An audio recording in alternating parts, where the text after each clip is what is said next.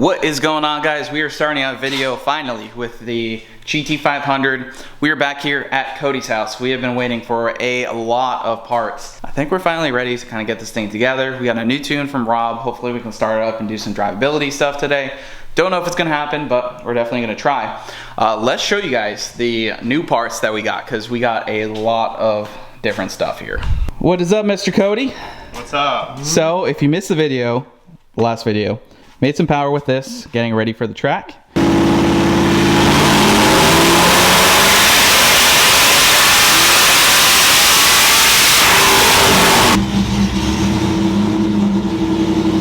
We're at about 1100. Yeah, that was late last night, so yeah. Now and then started working this one out. Like I said, we've been waiting on parts and little things here and there. I mean, obviously with everything's going on in 2020, it's a little tricky sometimes getting some stuff. So, but we have everything now. So we're gonna wrap up a lot of the install today on everything, and then start doing some drivability tuning with Palm Beach Dyno and get everything worked out on the setup. And once that's good to go, I guess we'll get it back on the dyno here shortly and see what it'll do. So. Yeah, so we have a PNR Ice tank with an EMP pump. This has the lines. We have a really cool wiring harness coming in. So Casey at Race Car Services, he sent us a plug-and-play harness, which is going to be pretty cool. And it's going to allow 3 different modes on the pump. We'll have it on auto mode, which is basically just run off the PCM as normal. We'll have on, which is on, whether the car is on or off. And then we have off, so if we pack ice in this thing, go up to the line, we can turn it off, so we keep the ice, in here until we're ready to go, load the ice through. So I'm really excited. We should be getting that in the mail here momentarily. So we got the ice tank. That is a new addition here, thanks to Jason Texera, 1320 Junkie. Hooked me up with this. And I think that's all we have back here. No, we actually have a set of custom Kelltrac shocks right here. These are brandy new, and these are his spec for 1,000+ rear wheel horsepower manual heavy car, which that is this. So we're doing a custom set of Kelly shocks on the rear. We're also waiting for the front coilovers from Viking, so we're going to be doing that, trying to get this thing down track. So we got a lot of good parts coming for it, or I think they're here. We also have ID 1700s, which are already loaded in here. Our friends over at Lethal Performance helped us out with that. We got the blower. We figured out some spacing issues with the pulley system, so we shouldn't be breaking any more belts, which is a relief. So I'm very excited about this. We have an American Racing Solutions tensioner for the car. We also made that bracket, we also made that spacer with Jordan the other day. So this is gonna be going on here. We tried the Whipple 2020 GT500 tensioner, and it seemed like it didn't really work, and Dustin suggested, hey, maybe we should try a different tensioner. Dustin at Whipple. And so yeah, we have, this is American made, very nice, heavy duty. So we talked with American Racing Solutions. They said we might even see more boost with this. So we're going to be installing this. Very nice unit. Very excited about that. We're going to put the crank support back on and hopefully be able to make some power here with this car shortly, and then get ready for a high 8-second pass. So we also have a new belt, or actually we have 2 of these. One for going on the car, one spare. And then we have a set of Moroso lug nuts I found. So these are actually 4 5/8 studs, which is what we have here. 5/8 studs, which is the problem that I've been having with dyno wheels. So you can see they go on there, but they are conical, which means they can work with standard wheels. And we have my stock GT500 wheels. We just have to drill out the backside so they slide on the 5/8 studs. But if you look here, that lug nut is actually going to fit. It's actually going to fit inside there, and I think we'll be able to get the tool in there. It's a 7/8 socket, so we'll be able to get the tool in there to get around and get the socket off. So we should finally have some dyno wheels / street wheels for the car, and I am very excited to get this car back out on the street and to the track. So let's go ahead and start the install process of everything we're going to do. I think we also have to fix the cutouts underneath, a bunch of other little fixes, so let's get started.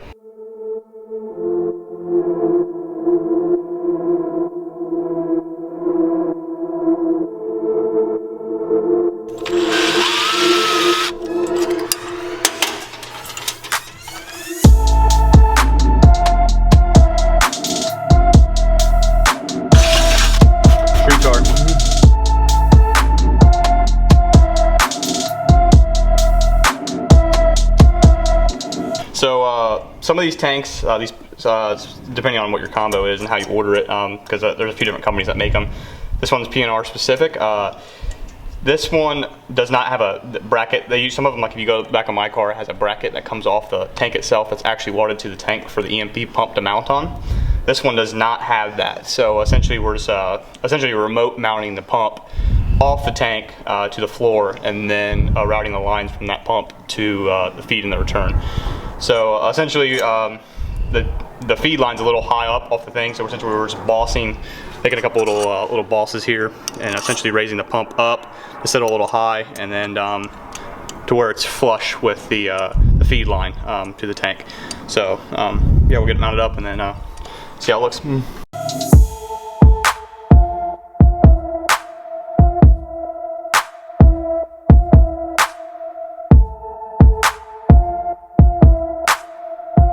All right, so we got the ice tank mounted in place. We got the pump mounted in place. We got our line, and now Cody's under the car and trying to figure out the routing. Well, not the routing, but figuring out where we're gonna put the lines. We got this nice long line that came with the kit, and we do feed and return up to here. And are we deleting the stock pump? Yes. Yeah, so we're gonna take out the 13-14 pump. I think originally we were thinking about feeding it, but it ends up being a restriction because that pump flows so much water. All right, so we just test fitted the stock GT500 wheels, which is right over there, and it is just barely too small. Like if we were to kind of bang the wheel on like left to right, it would actually slide on there. We're just gonna take the tiniest bit of material out of the backside of this, and then it should slide on the 5/8 studs, which then in turn we have dyno wheels, and we don't have to deal with tearing up literally brand new slicks, which is what we did last time.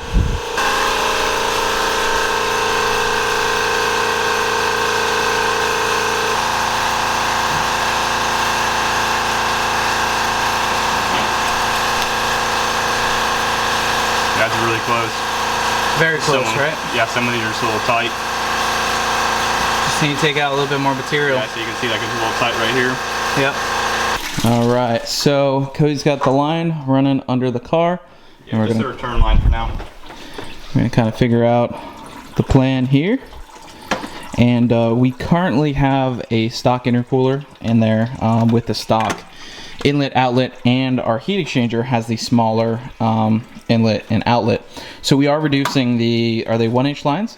Yeah, so the EMP pump itself is a 1-inch, there's a 1-inch that comes into the pump, and then a 1-inch that comes down from the pump that comes out of the chassis. So it's a 1-inch actual pump itself. All these lines are 3/4, but you want to have a little bit, you want to have a little section of 1-inch line coming out of the pump before it gets reduced down. Otherwise you could have cavitation issues in the pump itself. So including the kit is about a 12-inch section of 1-inch line before it gets reduced down to a 3/4. And that 3/4 will come up to a feed, all the way up to here to the feed, and then 3/4 all the way to the back. But a lot of the way the stock system is routed, it's all in the front nose of the car. Obviously there's nothing in the back, factory-wise. The factory pump's right here, and then the actual lines that come down to the heat exchanger, the feed, and then they return back up too. It just makes a lot of this will be more simplified.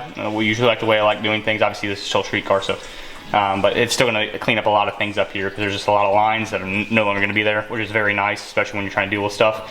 It's just a very simplified feed and return that goes straight back to the back of the car, and then the pump's back there in the back, and then we're good to go. So yeah, and we no longer will have the reservoir there. Yeah, reservoir obviously is the tank. So be in the back. We are adding a little bit of weight, but it is over the rear, so it's the best place to add it. Yeah, it's a little bit of weight. I mean, it's mostly just water weight, really. Yeah. Because you're adding 5 gallons now versus. It's already heavy, so I mean, what is this car, Matt? Yeah, it's already. I mean, it's a 3,800, 4,000 pound car. I mean, we'll know soon because we're in Skilm, so. Yeah. All right, so we got the intercooler pump off. We got the reservoir off. If you guys want to buy my 13-14 intercooler pump, I'm not going to be using it. Let me know. I think they go for like 200 or so bucks, something like that. Hit me up. And yeah, so the routing on this fairly simple. Come from the back. Feed is going to go directly into the intercooler. The return out of the intercooler is going to go down to the heat exchanger, around, out, and back to the ice tank. For anybody who doesn't know, intercooler here, heat exchanger here. This in front is not the intercooler. I feel like I have to explain that because people think, oh, intercooler in front. No, the intercooler is below. It's air to water. Yeah, I mean, you can explain it. I don't know. Yeah, so the intercooler's underneath the floor. I feel like I'm like going back to kindergarten here, but a lot of people don't know that. Yeah, they think the intercooler is up front. It's a blow-through intercooler. It's underneath the blower itself. There's a rotor pack. Obviously, the rotor pack's the blower spins, pushes the air through the intercooler, and that's what cools the air, the charge temp that goes into the actual engine. To be very simplified there, but essentially the water goes through here through these two ports, and it's air to water, meaning air gets cooled by water. And then comes back out and then goes down to the heat exchanger. That water gets warm because obviously the charge of the blower, and that water comes down and goes from the intercooler back to this heat exchanger. The heat exchanger has fans, and not only that, when you're moving, air is blowing through the heat exchanger, which is in return cooling the water, which is then going back to the tank. Yeah. So at the track, the heat exchanger is almost useless actually in our application. Yes. Because we're running ice directly to the intercooler. But the reason why we are still using the heat exchanger is because when I run it on the street, I'm not going to have ice all the time in it. Yeah. And then that's where it's going to be getting cooler. Yes, it'll get very hot. My car, for instance, if you literally right there, has no heat exchanger in it. I run straight from the tank, straight to the intercooler, straight out of the intercooler, back to the tank. No heat exchanger. It's good for my application because I don't ever drive the car for more than like 30 minutes on the street. But after 30 or 40 minutes on the street, you'll see the charge temps start slowly rising because you're literally heating the water that's going from the intercooler straight back to the tank, and there's nothing that's cooling it down. The heat exchanger is not there, so it's not cooling the water that's coming out of the intercooler back to the tank. So obviously on Andrew's car, it's a full tilt street car, so if he wants to take a 2-hour cruise with this car, he can do that, no problem. And I mean, you can, it just, the charge temps, it's very hot, and it's not good for a street car. So that's a very simplified answer. Yep. Hopefully you're filled in now. So fresh, so clean. All right, so part of the build that we're doing the new Kelltrac suspension. If you guys don't know, Kelly Aiken, he used to work at BMR.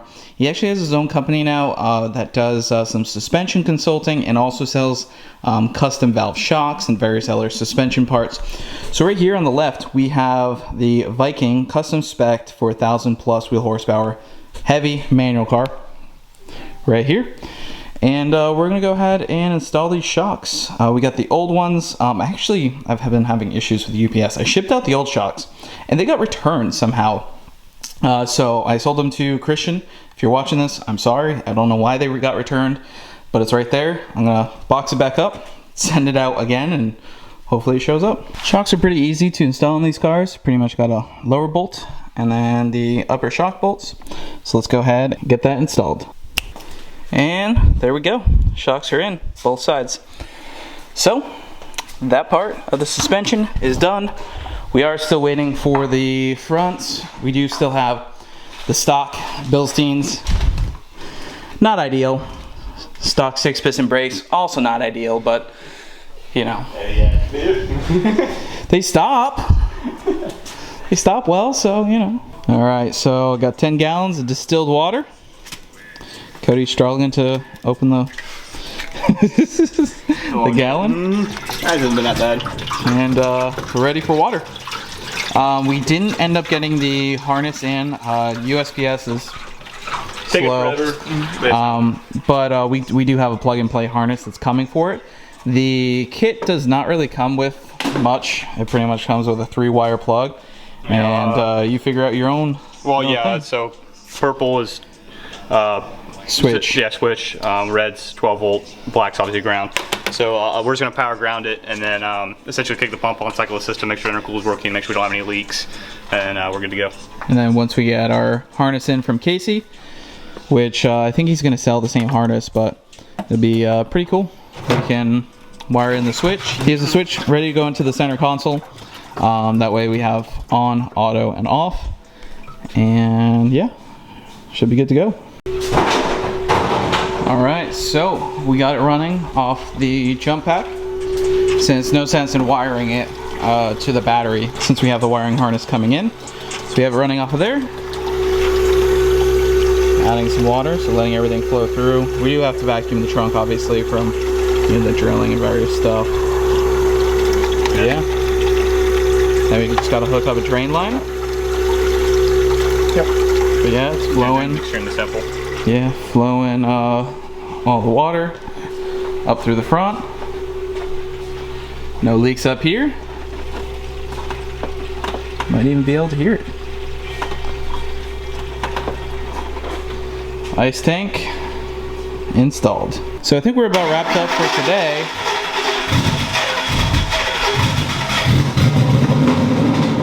Cody's gonna bring his car in.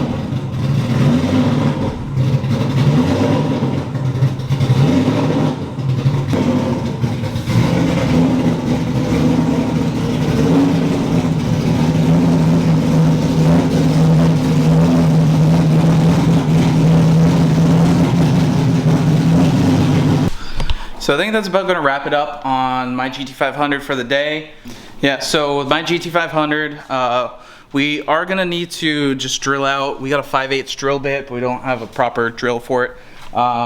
So we're gonna drill out the GT500 wheels, and then it should slide easily on there. So then that'll be checked off the checklist. The completed ice tank, all the lines, pump, everything is installed, and yeah, I mean, that was a big thing to check off the list today. We're waiting on the wiring harness to come in. We got the blower just mounted up here. We're not gonna have the intercooler tank in here anymore. We still got some wrapping up to do here, but we definitely got some progress to go. We gotta put the fuel hat back in. Really just some odds and ends, but we got all the parts here. So it is close to being back together. So make sure you slap the like button down below, leave a comment, let us know what you think, and we'll see you guys in the next one.